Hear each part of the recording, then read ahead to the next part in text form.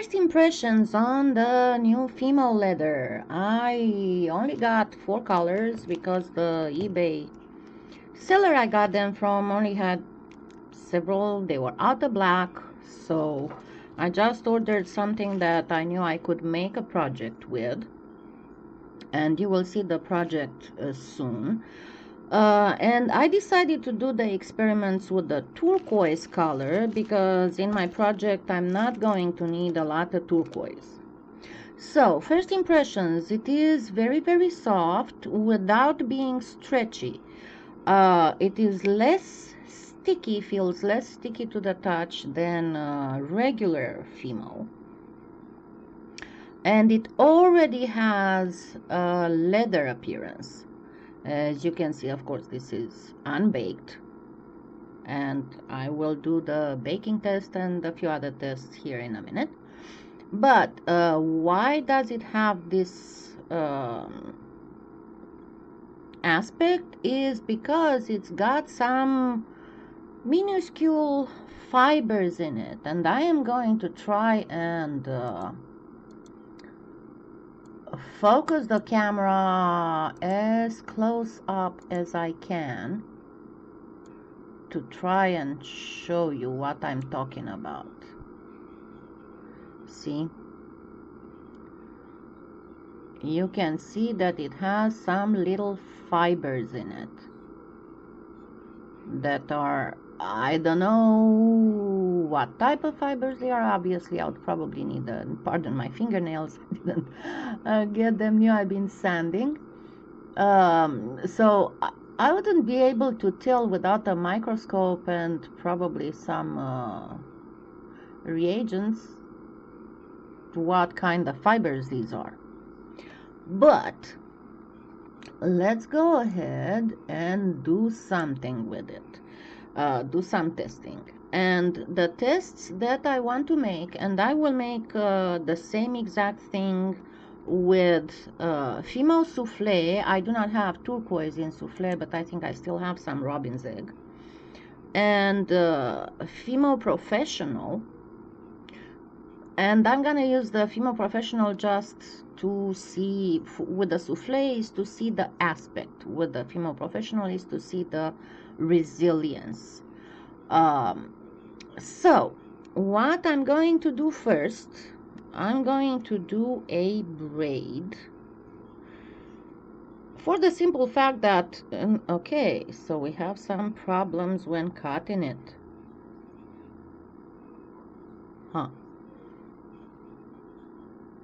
Let's do this again. I'm going to try and cut 3 straight strips.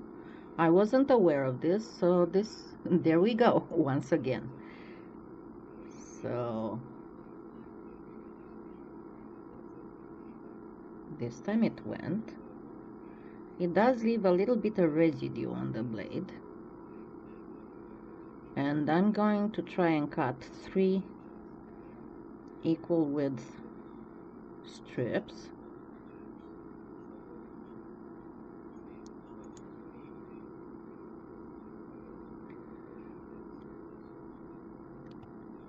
And this will be for braiding, and then I'm going to run this through the pasta machine one more time to get 2 equal strips, because what I want to test, I've seen some tests where it was okay, you really need to press hard when you cut it.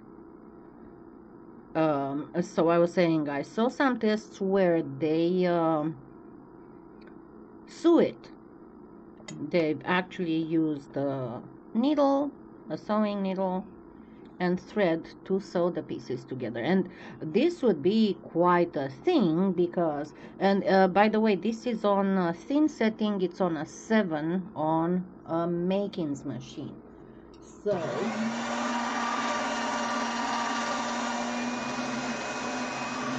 it will leave some ragged edges, but not too much. It's easy to obtain straight edges with it.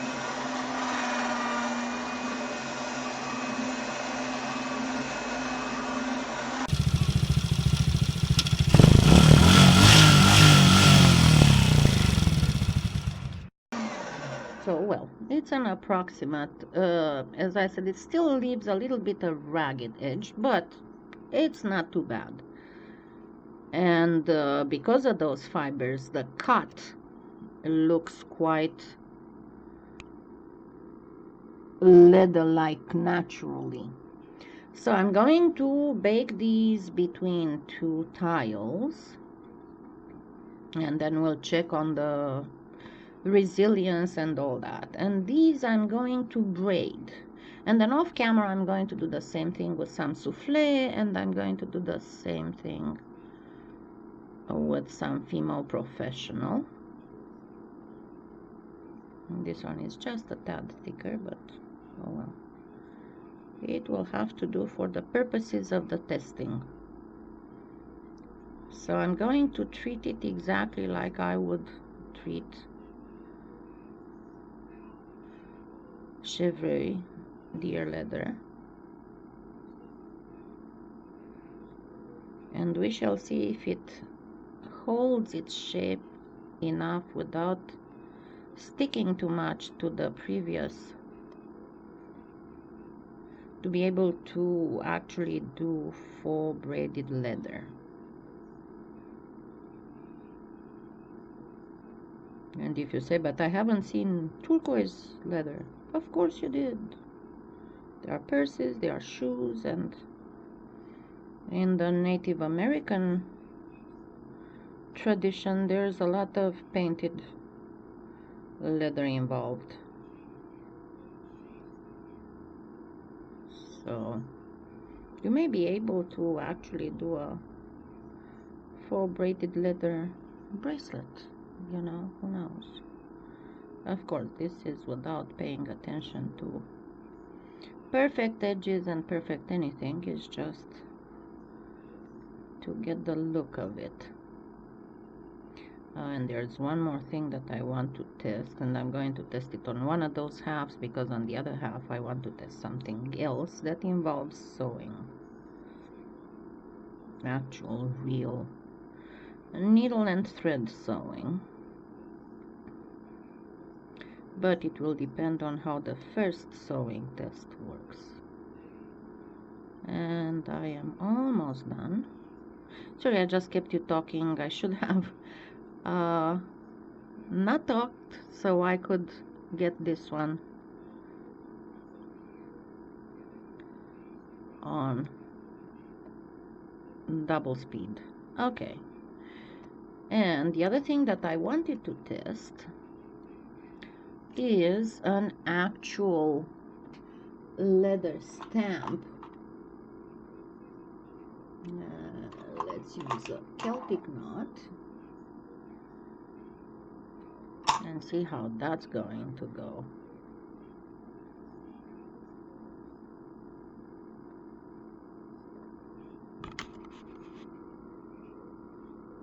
I'm not gonna press like you need to press on a leather piece, because that one is hard. Okay, of course I dropped it. And let's see, maybe I had to go a little bit deeper. Yep. Let me get it to the machine again.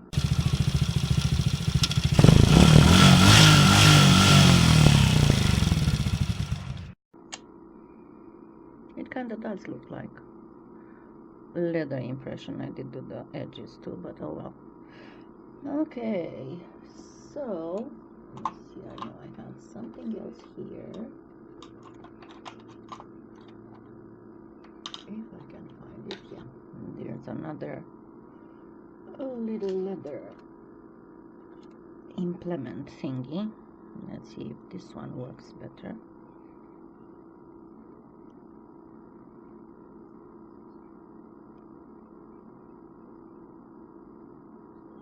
Okay, it doesn't work that good.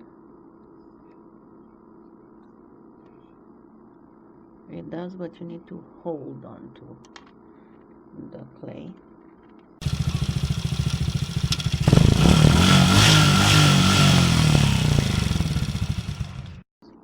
This is also a leather implement, so hold on to it. I'm gonna do it on the edge so I can still do my Okay, I think it worked this time.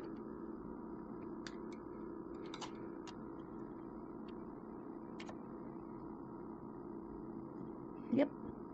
Okay, time to bake it and also do the comparative souffle and see how it looks. Really looks like suede where it's cut. The comparative souffle and Fimo Professional. And I'll be right back.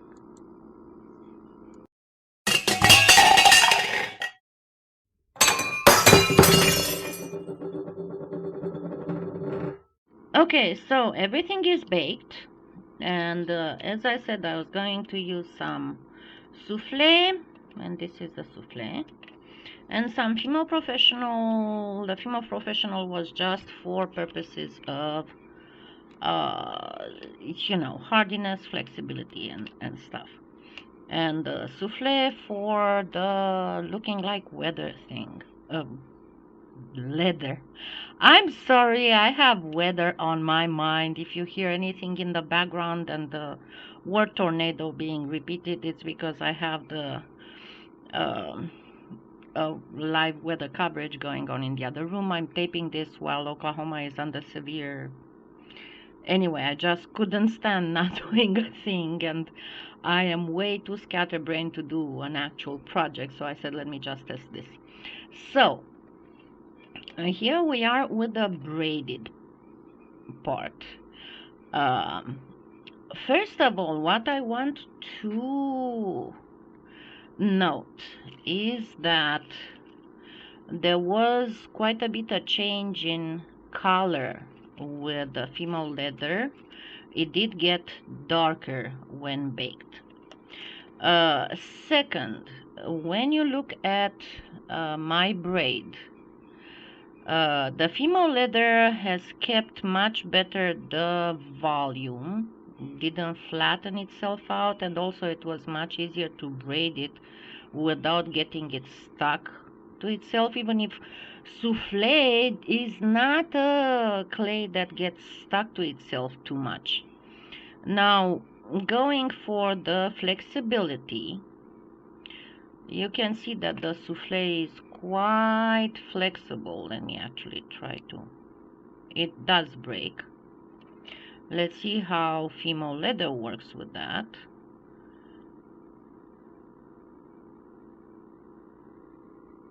It cracked. It didn't fully break, but it did crack, as you can see. So you cannot really fold it when it comes to. So remember, this is a 7. Souffle breaks very easily. And Fimo leather breaks too, not as easy as souffle, but if I can break it with my hands, you can see it's not super duper. Now, talking, and I'm gonna get just the, actually no, because we already saw how these ones break when folded. Let's see, Fimo Professional does crack and does break. So I baked them for 45 minutes at the recommended temperature. Souffle breaks way easier than Fimo Professional, and Fimo leather, yeah, it breaks much harder than Souffle or Fimo Professional, but it still breaks. Now let's get to the big test. And yeah, I could have taken out my sewing machine, but it's such a mess right now, and I don't feel like getting it out, making room for it, and resetting the camera and all that. So let's check this out. First of all, it was such a big amazement. Well, wow, we can sew a Fimo leather. But, and probably this should be a little bit even thinner, can we sew Fimo Professional? It does go. As you can see, you can easily use the needle. especially if you have better hands than mine. But what happens after you've sewn it, that's what's the most important part. Can you use it as shown? So let me just give it a little knot here.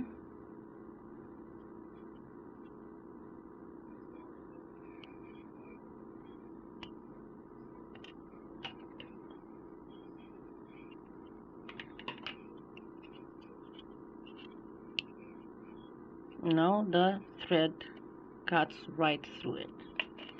Let's see what happens with the souffle.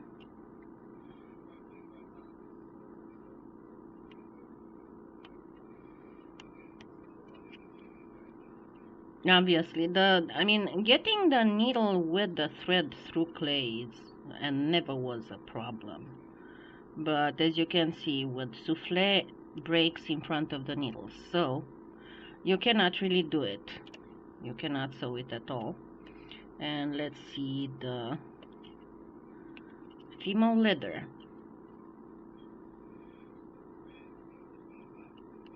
It doesn't break ahead of the needle.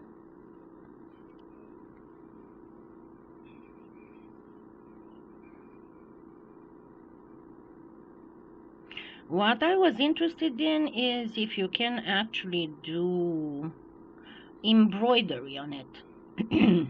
Actual real embroidery. And we'll see that in a minute, and of course I'll stop talking so that I'll be able to speed it up.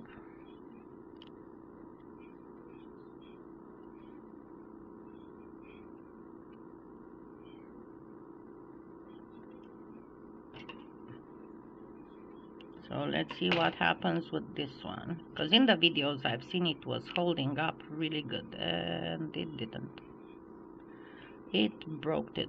So I don't know, I'll have to bake it longer. Maybe if I bake it an hour it will last better, but let's test the embroidery thing, because obviously it cannot go, and most likely it won't work with the sewing machine if it does that, because the sewing machine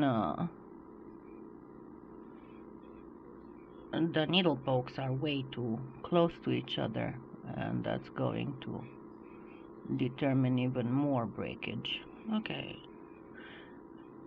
I can do it. I can do this. I'll probably have to cut this part. Yeah, I'll get my little needle threader.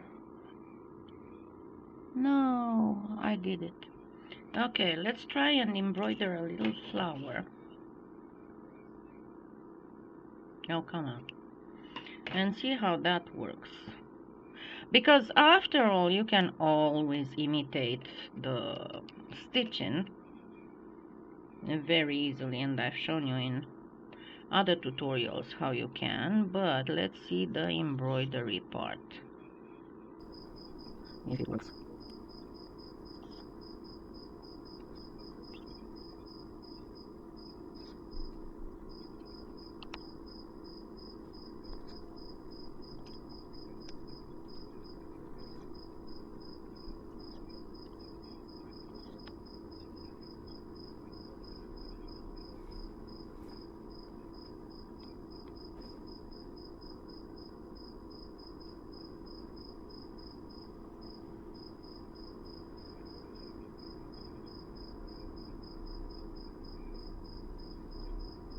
Okay, so that's all.